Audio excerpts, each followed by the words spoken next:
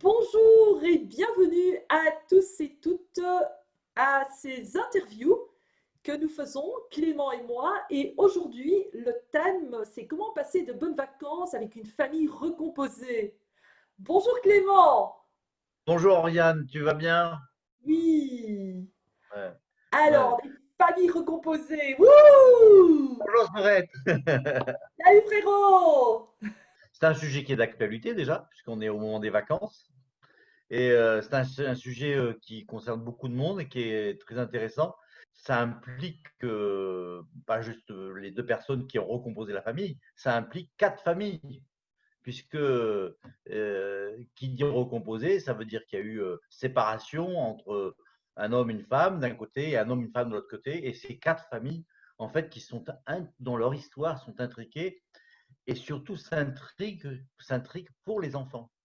Oui, ça intrigue et ça intrigue. Voilà. Alors, pourquoi bon, dis-moi, pourquoi ce sujet finalement? Pourquoi ce sujet? Ben déjà parce que moi-même, j'ai eu des enfants, j'ai 4 enfants avec 2 partenaires. Et puis j'ai vécu avec un troisième compagnon qui avait 2 enfants. Et puis, donc ça faisait une famille recomposée, mais 3 fois recomposée, t'imagines le Alors là, truc. Donc là, nous tu as cumulé. partions en vacances avec la Vito, la grande remorque et des tentes pour toutes les fratries différentes. Et pour finir, quand les enfants passaient devant notre emplacement de camping, ils disaient: «Oh, regarde maman, un camping dans le camping!» Ouais, ouais, parce il y avait des enfants de plusieurs histoires qui se retrouvaient au même moment euh, en vacances. Et D'accord. c'est pas toujours évident. Alors, qu'est-ce que tu veux dire par là quand c'est pas toujours évident? Qu'est-ce que Mais tu as vécu, toi? bah, en ce qui me concerne, disons que ça se passait plutôt bien. Mais malgré tout, il y avait quand même des tensions. Parce que les enfants de mon troisième partenaire avaient une façon d'aborder la vie, avaient été éduqués d'une certaine façon. Ils avaient aussi une certaine loyauté à leur maman quand ils étaient en présence de moi. Et voilà, je n'étais pas leur maman, j'étais la compagne de leur papa. Et puis mes propres enfants, ben, ils avaient chacun, enfin les deux aînés avaient un papa différent des deux plus jeunes. Et donc tout ça devait cohabiter avec finalement des, plein de loyauté aux absents, des loyautés aux absents. C'est assez intéressant parce que ça se manifeste assez rapidement en vacances par de la résistance, le fait bah, de dire non, de ne pas être d'accord, de saboter aussi par moments l'ambiance parce que bah, si par exemple c'était le cas pour mon deuxième ex, on va dire, il était seul et moi j'avais la chance d'avoir un compagnon. Et donc mes enfants avaient un peu mal au cœur de savoir que leur papa était tout seul et que eux ils étaient en train de passer du bon temps avec leur maman et que leur papa était tout seul. Donc ça pouvait aussi amener du stress. Oui, je Inconsciemment, comprends. inconsciemment, parce que en même temps, ils étaient très contents d'être tous là ensemble et c'était une joyeuse bande de 6 enfants ensemble à passer des vacances et il y a eu énormément de bons souvenirs, mais il y avait aussi des petites tensions. Et j'étais encore tout au début de la connaissance et de la découverte des constellations, donc il y a plein de choses que j'ignorais encore à l'époque, que maintenant je sais auxquelles il faut faire attention. Tu as, tu as je suppose que tu as eu des exemples de gens qui sont venus te voir pour ça. Tout à fait. J'ai eu une. D'ailleurs, c'est une personne avec qui je donne aussi des ateliers en Belgique. Elle est coach narrative et donc elle n'a aucun problème à témoigner de l'effet des constellations sur sa propre histoire. Donc, cette personne s'est séparée. Elle a 3 enfants de son premier mariage, puis elle a rencontré son compagnon qui, depuis, est devenu son mari, mais qui, lui, d'un premier mariage, avait 2 enfants. Et quand ils sont venus faire des constellations, eh bien, c'était pas évident. Ils étaient encore, on va dire, fraîchement fiancés, entre guillemets. Ça faisait quoi, une petite année qu'ils se connaissaient et c'était pas facile. C'était pas facile pour eux de faire cohabiter finalement 5 enfants avec des loyautés à la maman absente, au papa absent, et comment accueillir aussi ce nouveau venu pour les enfants de cette amie, parce qu'elle est devenue une amie, et puis comment faire pour les enfants de cette amie, pour accueillir le nouveau venu. Et inversement, les enfants de son compagnon, comment ils pouvaient accepter finalement cette concurrente à leur maman. Parce que parfois aussi, ce qui se passe, c'est que les enfants découvrent une belle-mère ou un beau-père qui possède certaines qualités qui manquent à leur papa ou à leur maman. Et c'est pas évident. C'est pas évident parce qu'ils ont l'impression de trahir leur, leur papa ou leur maman qui n'est pas avec eux en vacances ou au quotidien, parce que là, j'utilise la période des vacances, mais finalement, c'est toute l'année que ça se reproduit. Chaque fois que les enfants viennent passer ou la semaine chez maman ou chez papa ou le week-end, ça dépend des accords qui ont été passés entre les parents. Et ils sont confrontés à ce beau-père, cette belle-mère qui, parfois, comme je le disais tout à l'heure, possèdent des qualités ou une personnalité qui leur plaît bien et qui leur donne parfois envie d'être bons amis et auxquels ils vont résister par loyauté à leur papa, à leur maman qui n'est pas présente. Mais pour que je comprenne bien, c'est qui c'est qui consulte généralement pour faire une consultation dans ce cas-là? C'est les parents qui ont reconstitué un couple ou ce sont les enfants qui consultent? Bon, j'ai rarement eu des enfants qui venaient consulter. Souvent, bon, prioritairement, ce sont les parents qui viennent consulter parce qu'ils sont perdus face ben, au manque de connexion qu'ils peuvent ressentir de la part de leurs beaux-enfants ou qu'ils remarquent que leurs propres enfants n'acceptent pas leur nouveau partenaire, leur nouvelle partenaire. Et finalement, ça pèse dans la balance de la relation du couple. C'est la D'accord. résistance des enfants, que ce soit les beaux enfants ou nos propres enfants. Et donc, Et c'est vraiment très c'est des, important. C'est c'est des consultations qui se font en couple avec le père et la personne, le père et la mère de reconstitution, ou c'est séparément? Écoute, en fait, ça c'est la force des constellations, hein. Donc j'en profite pour dire un petit peu ce que c'est que les constellations pour les personnes qui nous écoutent pour la première fois. Les constellations systémiques des familles et des organisations, c'est un processus d'accompagnement des personnes par rapport à différentes problématiques qui peuvent être liées à la famille, que ce soit une famille par alliance ou les familles d'origine, les parents, les grands-parents, ou des histoires même transgénérationnelles. Ou famille symbolique, par exemple, les couples. Voilà, ça peut être D'accord. symbolique, ça peut être concret.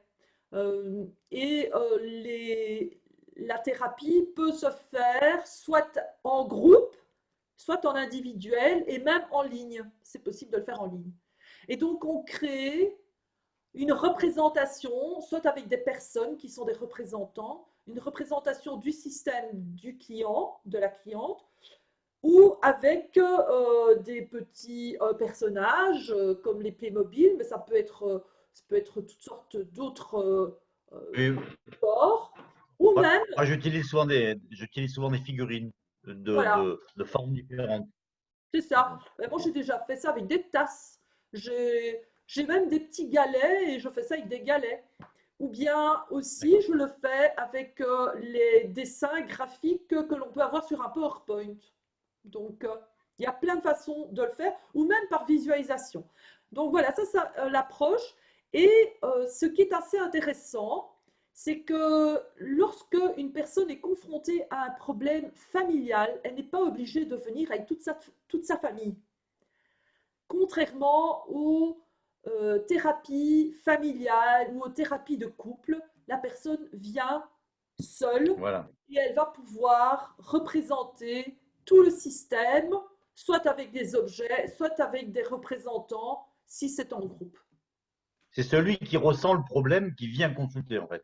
Exactement. Et qu'est-ce qui se produit?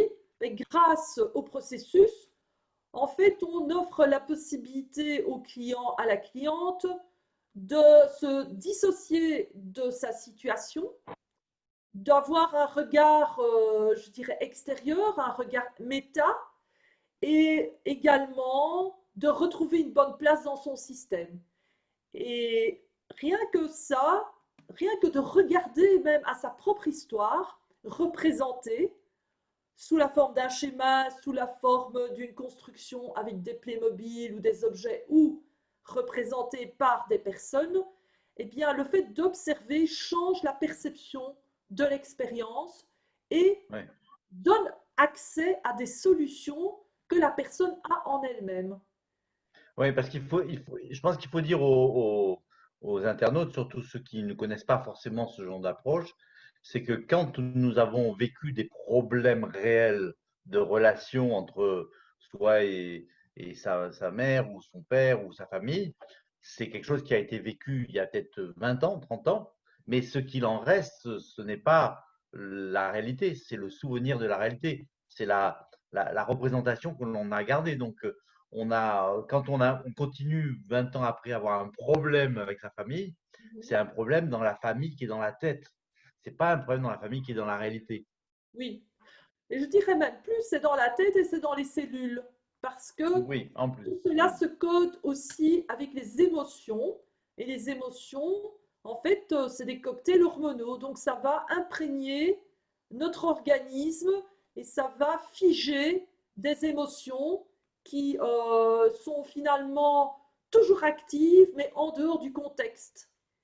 Et Mm. donc, on va répéter des comportements, on va répéter des stratégies, on va répéter des attitudes, on va, euh, on va coller aussi à euh, des injonctions. On va coller à des injonctions qui viennent de nos parents ou de personnes qui ont été importantes pour nous. Pas toujours nos parents, mais ça peut être des personnes qui étaient un peu comme des mentors ou des personnes en qui on avait confiance. Ok. Et Alors, ça nous code. si on peut faire un inventaire assez rapide, mais peut-être en même temps synthétique, des types de problèmes qu'il y a en vacances, dans des situations de vacances en famille recomposée. C'est quoi c'est quoi les attitudes, les comportements qui vont faire que les vacances peuvent être pénibles. Et le but, c'est que les constellations permettent de réharmoniser ça, changer sa vision des choses et sa perception et donc son comportement. Donc, quels sont les grands types? Ben, déjà, des enfants ne sont, qui sont coupés, qui sont repliés sur eux, qui ne Mhm. cherchent pas à communiquer avec la belle-mère ou le beau-père, ou en tout cas cette personne qui est le nouveau compagnon ou la nouvelle compagne de leurs parents. Ça, c'est Euh, un premier cas, d'accord.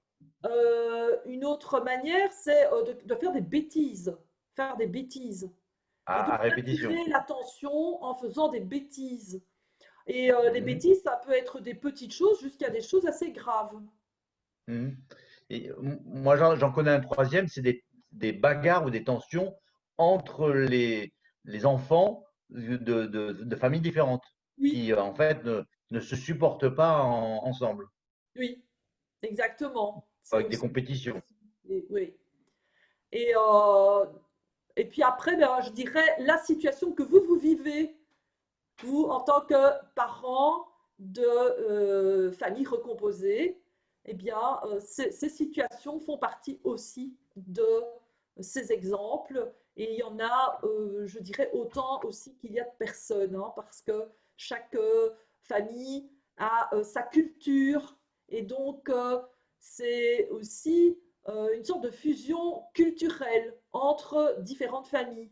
Et parfois, il y a des valeurs qui ne sont pas partagées par les deux cultures.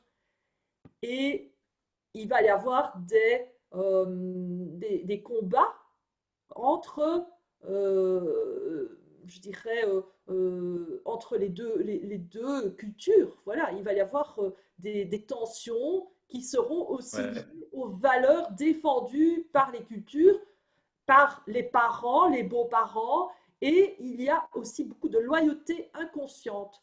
Et il y a également une autre chose, c'est que parfois les enfants continuent de prendre parti, soit pour le parent ou soit contre. Donc, ça dépend où ils sont en vacances. S'ils sont en vacances avec le parent avec qui ils sont soutenants, ben, ça sera tout à fait différent que s'ils sont en vacances avec le parent qu'ils condamnent. Parce que ce qui arrive très souvent, c'est que les enfants prennent parti pour un des parents ou pour l'autre, et ils le font tout à fait inconsciemment, et ils le font aussi par loyauté. Donc il va y avoir deux possibilités, il y en a peut-être plus, hein, mais celle que je vois pour le moment, c'est soit l'enfant va tenir avec le parent qu'il croit être victime, ou qu'il vit comme victime pour protéger ce parent, ou alors ça arrive qu'il y a des enfants qui tiennent avec le parent persécuteur, parce que c'est plus rassurant d'être dans une position forte et dominante que dans une position faible et vulnérable. Et il va y avoir aussi tous ces comportements qui vont venir parasiter nos super et bonnes vacances. Elles ne sont plus du tout des bonnes vacances, mais Oui, c'est parce qu'il faut souvent, il faut ajouter une chose, c'est que le contexte des vacances, surtout quand il s'agit d'enfants en bas âge ou d'adolescents, pour les enfants, c'est pas forcément choisi les vacances. exactement. Les enfants suivent ce que les parents ont décidé et parfois Voilà. ils ne sont pas d'accord. Déjà dans Donc si on se met une si on se famille met à par la place des enfants, c'est pas simple. Mhm. C'est ça, hein? Je te laisse dire Non, mais je veux dire, pour les enfants, c'est pas simple en fait. exactement. Les enfants suivent les parents, mais parfois les enfants ne sont pas d'accord de suivre les parents aussi. Ben oui, Déjà dans une famille qui n'est pas recomposée, il y a des enfants qui tiennent tête à leurs parents, qui déjà. veulent être plus grands que leurs parents, qui jugent leurs parents, qui critiquent leurs parents, qui ne sont pas satisfaits avec les parents qu'ils ont. Et c'est vrai qu'il y a des parents qui ne sont pas non plus à la hauteur, ça arrive. Ou qui prennent Euh, pas leur place de parents. qui prennent pas leur place de parents, qui ne sont pas rassurants, ou qui... Voilà, il y a plein de façons d'être parent. C'est difficile d'être parent, surtout qu'aujourd'hui, on met la barre très haut pour les parents. On attend des parents qui soient vraiment parfaits, que ce soit socialement ou au sein de la famille. Les enfants attendent quelque part que les parents correspondent à ce que eux aimeraient qu'ils soient, mais ce n'est pas le cas. Alors, c'est ça que je disais, parfois il y a des tensions quand on remarque que le beau-parent qui arrive mais correspond à ce parent qu'on aurait aimé avoir. Et finalement, l'enfant peut réagir de différentes manières. Il peut être dans l'indifférence, comme ça il ne s'implique pas. Il peut se dire chouette, je vais me faire copain-copine avec ce nouveau parent qui apparaît dans mon univers. Ou bien, même si c'est le parent comme il aurait tant aimé avoir, il va lui résister et saboter toutes les initiatives et les gestes d'ouverture et d'accueil que ce beau-parent témoigne à l'égard de cet enfant. Et donc il va y avoir, comme je le disais, c'est toujours ces fameuses loyautés. C'est que l'enfant va être loyal aux parents absents. J'imagine que tu as eu un exemple dans ta clientèle ou, Oui, ou ah, ça, j'en ai eu des dizaines et des dizaines, si pas des centaines.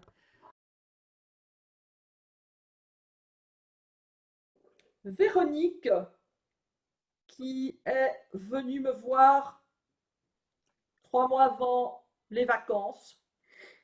Et, et effectivement, elle était divorcée et elle avait 2 enfants de son premier mariage. Et puis, je lui ai demandé de mettre son partenaire, son nouveau compagnon. Donc, et je vais mettre les 2 enfants. De... Donc voilà, elle les a mis comme ça, derrière elle. Et puis, son compagnon avait une petite fille et Véronique avait 2 petites filles. Donc, avec des âges plus ou moins similaires, je ne me souviens plus exactement, mais elles avaient entre 8 et 11 ans, voilà, juste avant Mhm. l'adolescence. Son compagnon, Philippe, voilà. Et donc, ce qui se passe, c'est que déjà, chaque fois qu'ils avaient les enfants ensemble, c'était l'enfer. Mhm. L'enfer, l'enfer, l'enfer. Et finalement, ça créait des tensions entre eux, puisque Mhm. Philippe, lui, trouvait qu'elle n'était pas assez exigeante et sévère vis-à-vis de ses filles. Mhm. Et elle trouvait que lui était beaucoup trop dur avec ses filles et qu'il faisait une injustice. Il permettait beaucoup plus de choses à sa fille. Donc Mhm. ça, c'est vraiment des situations qui arrivent régulièrement. C'est le sentiment que le partenaire fait une différence entre ses enfants et les autres. Donc ça c'est donc voilà, je lui demande de placer. Je vais un peu tourner pour que vous puissiez mieux voir. Donc déjà ici, ce qui se passe, c'est que ils ne sont pas côte à côte. Hein. Elle ne les a pas placés côte à côte, mais ils sont pas non plus complètement en défiance, parce que là, s'ils étaient face à face, ce serait quelque chose de plus tendu. Mais voilà. Ils s'affrontent pas, ils sont pas front à front. Ils Non, ils ne sont sont. pas front à front, mais bon, il y a 2 groupes. On voit qu'il y a Ouais. 2 groupes. Et Mhm. ça reflète bien la situation. Alors, je lui ai demandé de rajouter son ex-mari. Et elle le rajoute Mhm. et elle le met de façon à ce qu'il regarde à l'extérieur. Puisque, voilà, elle est vraiment pas, plus du tout en grande amitié avec lui. Et Mhm. d'ailleurs, il a une nouvelle compagne, dont je lui demande de mettre aussi la compagne. Mhm. Et je lui demande aussi de mettre l'ex de, de son compagnon. Et lui, il la place de ce côté-là. Et elle est Ah là, c'est étonnant. seule. Elle est seule. Elle n'a pas de nouveau compagnon. Et puis je lui demande de se sentir et de voir qu'est-ce qui se passe là.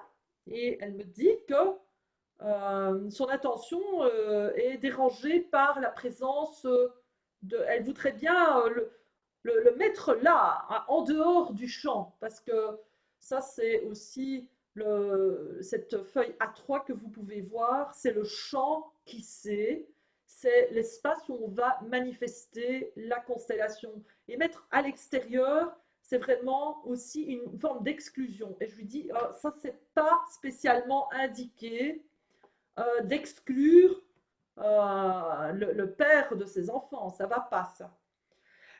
Mhm. Bon, ben, Mais ça, finalement, oui, ça peut.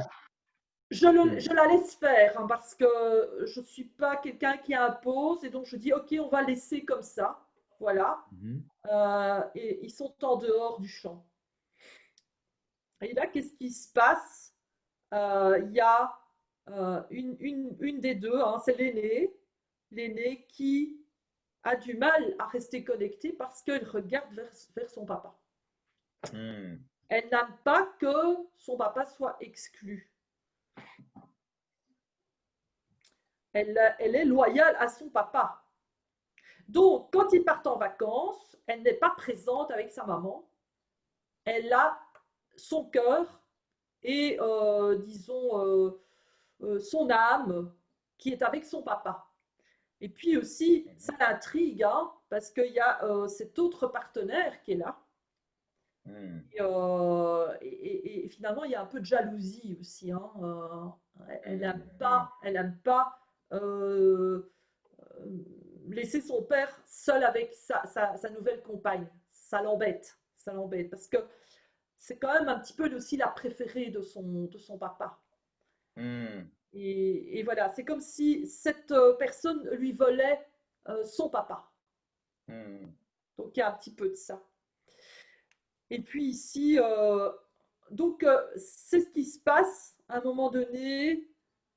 La petite, on la voit donc énergétiquement, hein, parce que normalement elle est avec sa maman, mais énergétiquement, elle n'est pas avec sa maman. Et ici, par rapport au compagnon, ben, le compagnon, il n'est pas tout à fait en couple avec sa nouvelle compagne. En fait, il n'a Ben pas ouais. fini son histoire avec son ex. Et donc là, je propose de les faire regarder. Mais bien entendu, je ne peux pas intervenir dans cette relation parce que le compagnon ne m'a pas demandé pour intervenir dans cette relation. Donc je ne peux rien faire là. La seule chose, c'est que maintenant, qu'est-ce qui se passe? Elle se retrouve presque toute seule, hein. Vous avez vu?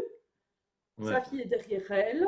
Son compagnon, bah, finalement, il est absorbé par des histoires non terminées avec son Hmm. ex. Mais ils ont quand même cet enfant aussi.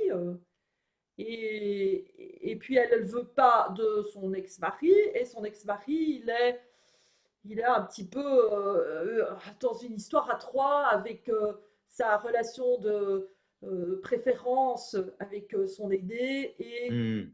voilà. Vous voyez, il y a des groupes, hein. Et donc tout Hmm. ça, Assez c'est étonnant, hein. ils Ouais. partent en vacances avec tout ça qui est derrière. On dirait vraiment une structure théâtrale de drame. Tu sais, de Oui, drame qui va se jouer. ouais. Donc, moi, Hmm. avec mes clients, je ne peux travailler que sur leur propre système. Je ne peux pas intervenir sur le système du Hmm. partenaire et je ne peux pas vraiment intervenir sur le système de l'ex-mari, en tout cas de ce qui se passe avec sa nouvelle compagne. Par contre, ce que je peux faire, c'est dire, enfin, inviter ma cliente à dire, euh, et ça, c'est pas facile, hein, parce que ce qui se passe, c'est on va le laisser comme ça. Je vais demander à ma cliente de dire merci, merci à Jean, merci de m'avoir permis d'avoir eu deux enfants, deux petites filles. Hmm. Parce que finalement, c'est ce qui reste de positif de leur relation. C'est qu'ils ont eu, ils ont eu deux magnifiques petites filles. Hmm. Hmm. Et le fait de dire ça, il y a une énergie qui bouge ici. Hmm. Et là aussi, la petite, elle peut voir maintenant sa maman. Hmm. Parce qu'elle n'a plus à protéger son papa. Hmm. Du fait que la maman a simplement reconnu le positif de leur relation. Hmm. Et puis après, je lui demande aussi de dire, je suis donc à sa fille aînée qui s'appelle, je ne sais plus très bien comment elle s'appelle, je crois que c'est Anaïs. Anaïs, je suis la grande et toi tu es la petite. Et tu es Hmm. l'aînée de mes enfants. Je suis la grande, tu es la petite et tu es l'aînée de nos enfants que nous avons eu, ton papa et moi. Hmm. Et puis après, je la laisse respirer avec ça et je lui demande comment elle se sent. Et elle dit que ça la perturbe un peu. Parce que, Ah ouais. en fait, ça l'embête un peu parce qu'elle ne voyait que du négatif dans la relation. Et là, je viens je lui demande, est-ce que vous êtes contente d'avoir eu ces deux filles? Ah oui, oui. Est-ce qu'on peut considérer que c'est quelque chose de positif de la relation que vous avez eue avec votre ex? Et là, effectivement, elle a dû se rendre à l'évidence que c'était positif. Hmm. Donc ça l'a un petit peu embêté. Je dois admettre que ça a été une étape un peu difficile dans la progression de la Hmm. séance parce que Hmm. ça l'obligeait à lâcher la rancœur qu'elle avait vis-à-vis de son ex. Et qui se cristallisait sur sa fille. Oui, entre autres. Hmm. Hmm. Qui était loyal en fait, hein. Bien sûr, bien sûr. Voilà. Et puis, je lui fais dire, Agnès, non, Anaïs, je lui fais dire, Anaïs, euh, les histoires que j'ai avec ton papa Voilà, sont des histoires de grands. voilà. Et toi, tu as tes histoires de petite fille. Hmm. Et là, déjà, ça commence à un peu plus respirer. Je lui dis, quelle est la place maintenant que vous aimeriez avoir? Et elle me dit qu'elle préférait peut-être remettre son ex-mari dans l'espace. Mais elle veut Hmm. toujours pas que la nouvelle compagne revienne parce que Hmm. finalement, je découvre que probablement il était déjà en relation avec elle avant le divorce. Oui. Donc voilà, c'est pas sûr, mais il y avait quelque chose, une anguille sous roche, comme on dit. Mais voilà, donc elle peut accepter maintenant qu'ils reviennent dans le champ. Et ça fait beaucoup. Et puis, qu'est-ce qui se passe? Eh bien, je lui demande de regarder vers son nouveau compagnon et de dire, avant toi, j'ai été mariée avec mon ex. Et Hmm. avec mon ex, j'ai eu deux filles. Et Hmm. voilà. Et donc rien que ça a déjà changé les choses. Et puis donc là, on repositionne un petit peu la situation parce que ce qui se passe, c'est qu'ils seront plus, ce n'est plus un couple, je dirais, d'amoureux, ils ne sont plus un couple marié, mais ils seront toujours les parents de leur fille. Hmm. C'est un fait. Hmm. Et, et donc là, maintenant, elle connaît sa place. Et je l'invite encore à regarder vers son ex-mari et je lui propose de dire, je prends ma part de responsabilité dans ce qui n'a Oh pas là. été Ah entre ouais. nous. Je prends ma part de responsabilité dans ce qui n'a pas été entre nous et je laisse auprès de toi ta part de responsabilité dans ce qui n'a pas été entre nous. Et là, après ça, elle m'a dit qu'elle avait senti un grand poids sortir d'elle. Hmm. Ça a été comme une libération parce que finalement, elle se sentait coupable de cette séparation.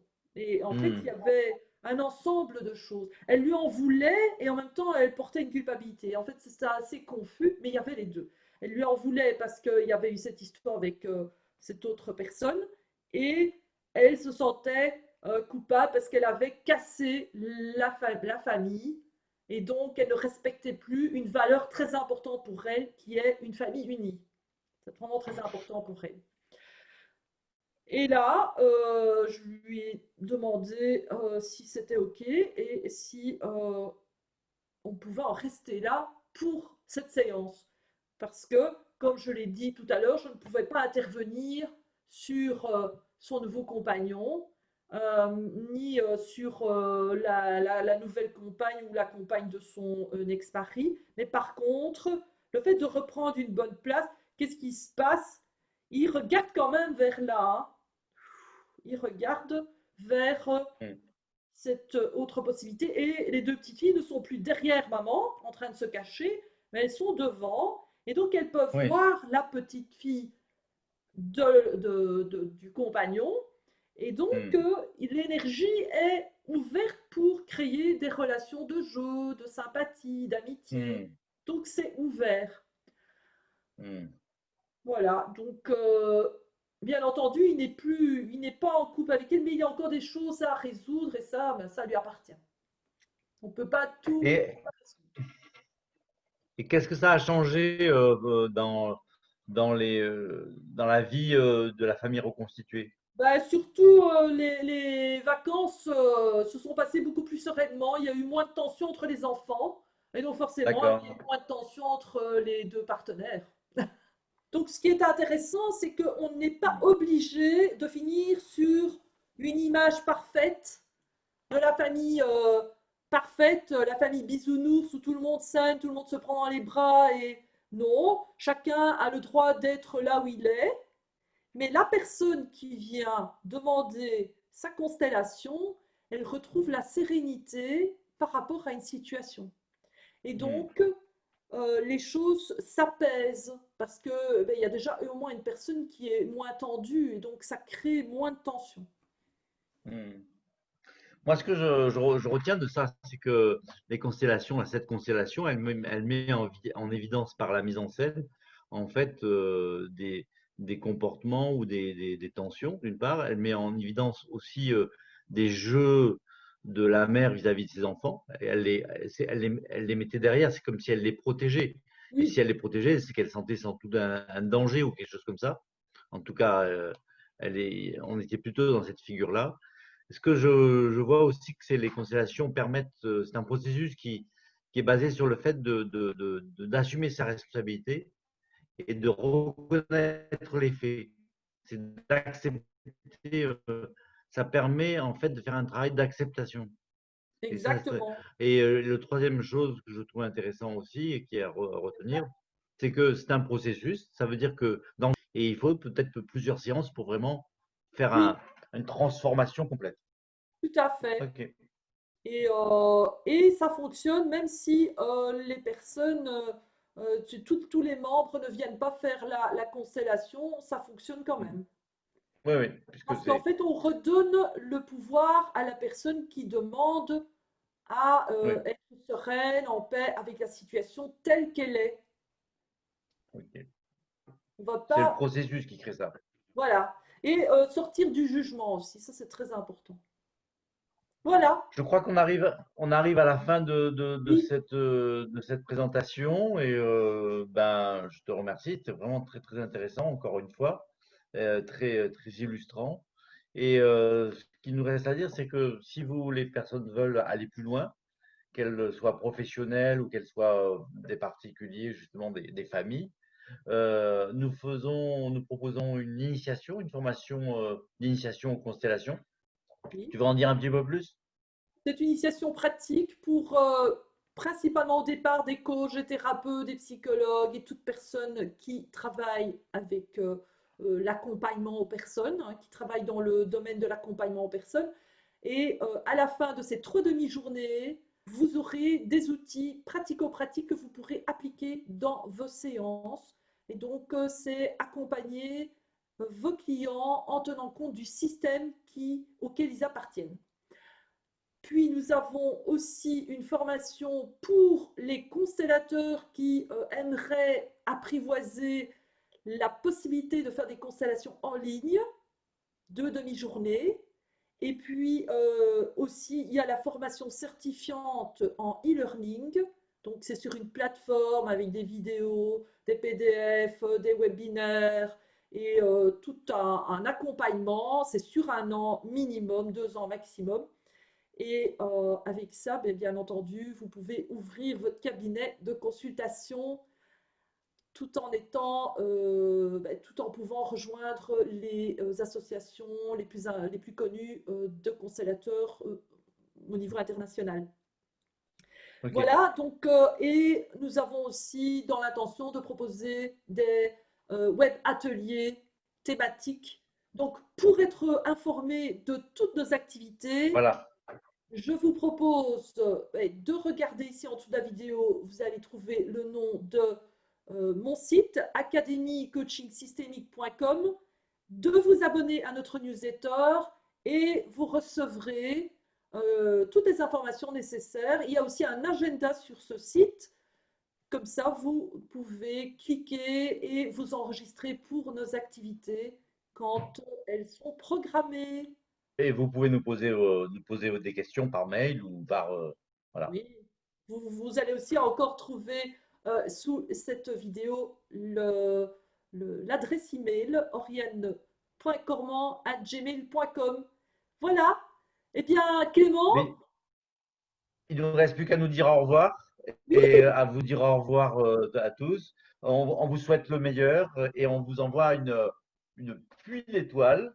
Et wouhou, une pluie d'étoiles à tous nos amis et un tout grand merci d'avoir passé ce moment avec nous.